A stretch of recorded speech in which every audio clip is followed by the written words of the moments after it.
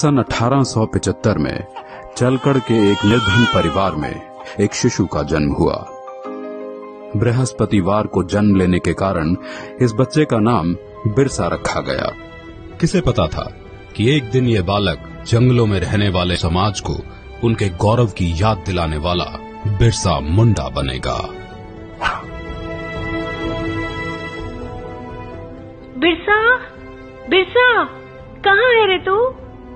माँ, मैं इधर हूँ। तू फिर से अकेला जंगल में गया था? कहीं कोई बाघ भालू उठा ले जाता तो? माँ, तू फिक्र मत कर, ये जंगल मेरा दोस्त है, इसके सभी जानवर मेरे भाई। बिरसा पढ़ाई में तेज था और ये देखकर उसका दाखिला मिशनरी स्कूल में करवा दिया गया, लेकिन वहां पढ़ने के लिए उसको जबरन धर्म परिवर्तन करना पड़ा। बिरसा, यीशु के सिवाय कोई भगवान नहीं है। बिरसा, ईसाई धर्म का पालन करने से ही तुम्हारा उद्धार होगा, वरना बाकी वनवासियों की तरह जाहिल के जाहिल रह जाओगे।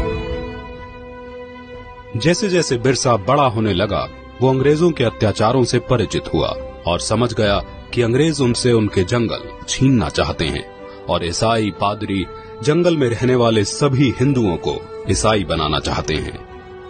आपको हमारी मदद करनी होगी ताकि हम जबरन सभी आदिवासियों को ईसाई बना सकें।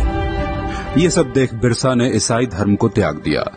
हम आदिकाल से इन जंगलों में वास करते आए हैं, ये जंगल हमारे हैं। धर्म परिवर्तित करके अंग्रेज हमसे हमारे जंगल नहीं छीन सकते। भाइयों, अंग्रेजों के सामने मत झुको, आत्मसम्मान के लिए खड़े हो। बिरसा के अनुयायी गांव-गांव में जाकर बिरसा की इस शिक्षा का प्रचार करने लगे। उसके कहने से वनवासियों ने अंग्रेजों को लगान देना बंद कर दिया। ये सब देख अंग्रेजी हुकूमत तिलमिला गई और उन्होंने बगावत भड़काने के जुर्म के लिए बिरसा को 2.5 साल की कठोर कारावास की सजा सुनाई। लेकिन बिरसा का आंदोलन अब रुकने वाला नहीं था। न वनवासियों ने लगान दिया, न बेगारी की। बिरसा के छूटने पर सारे वनवासी उसके गांव में इकट्ठा हो गए। बिरसा की क्रांति की पुकार से सिंह भूमि, चाईबासा और रांची के जंगल गूंज उठे। अब वक्त आ गया है जब हम अपनी जमीनें अंग्रेजों से वापस लेंगे और एक नए सतयुग का आरंभ होगा। हम इस धरती के पुत्र हैं और यहाँ हमारा राज होगा।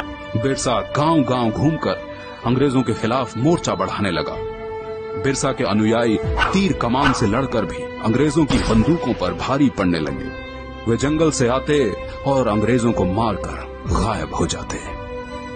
जिस तरह बिरसा हम पर और हमारे ठिकानों पे हमला कर रहा है, ऐसे तो ईसाई धर्म का यहाँ अंत ही हो जाएगा।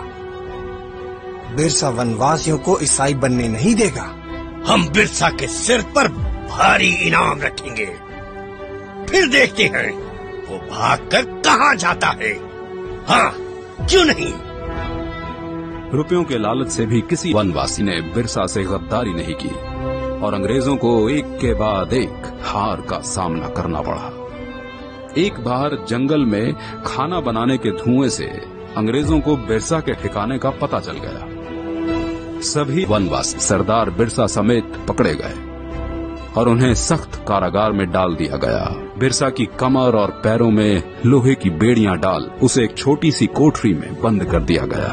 अंग्रेजों ने उसके खाने में आर्सेनिक नाम का जहर डालकर उसे मरवा डाला और दुनिया को ये बताया कि वो हैजे से मर गया। मात्र 25 वर्ष की आयु में बिरसा अपने धर्म और देश की रक्षा के लिए शहीद हो गया। 25 साल में इतना कुछ करने वाला कोई आम इंसान नहीं हो सकता और यही कारण है कि बिरसा मुंडा को भगवान का अवतार माना जाता है।